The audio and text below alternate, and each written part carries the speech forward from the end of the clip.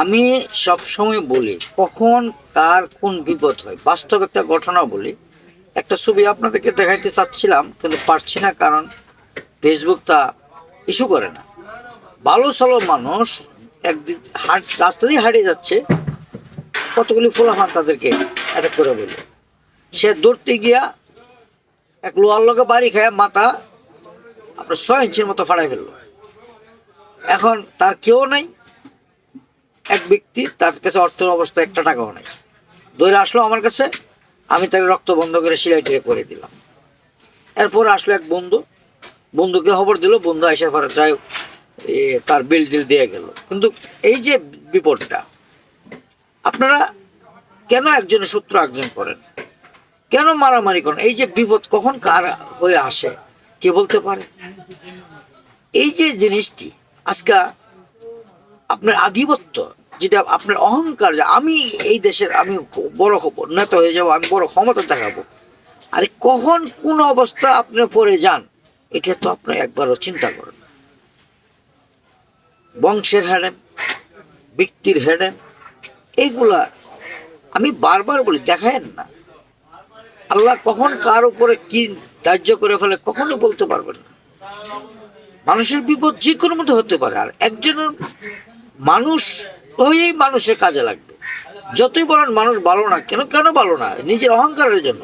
অহংকারটা ছেড়ে দিন, সবাই সবাই দেখেন ভাই, সবাই সবার বন্ধু। আপনি যখন বিপদে পড়বেন তখন কি মানুষই তো মানুষ আসবে, কুত্তা কুকুর আপনার কাছে আসবে না, একজন একজন আসবে।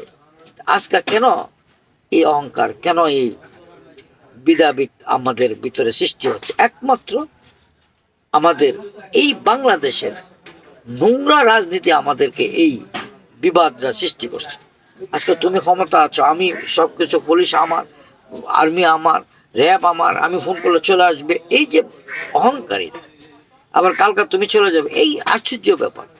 আমার ক্ষমতা চলে গেলে আমাকে মানুষের ফুলের মালা দিয়া আমাকে বরণ করবে, যে এমন একজন ব্যক্তি ক্ষমতা ছিল, চলে গেছে, আমরা এমন একটা ব্যক্তি আর পাবো না। কিন্তু আর এখন আমরা পলায় যেতে হয়। যেই বসে একজিপ চাই, আমাদের সিকিউরিটি চাই, আমি ক্ষমতা চলে গেলে আমার কি হবে? মানে এর অর্থ হলো তুমি ক্ষমতা চলে গেলে তোমার পিছনে আর পুলিশ প্রশাসন থাকবে না। এটি হলো তোমাদের কি সিস্টেম। তুমি এমন কাজ করলা কেন? তুমি এমন একটা স্বতন্ত্র কাজ করবে যাতে সবার উপকার আসে, তুমি পক্ষপাতিতে কাজ করো কেন?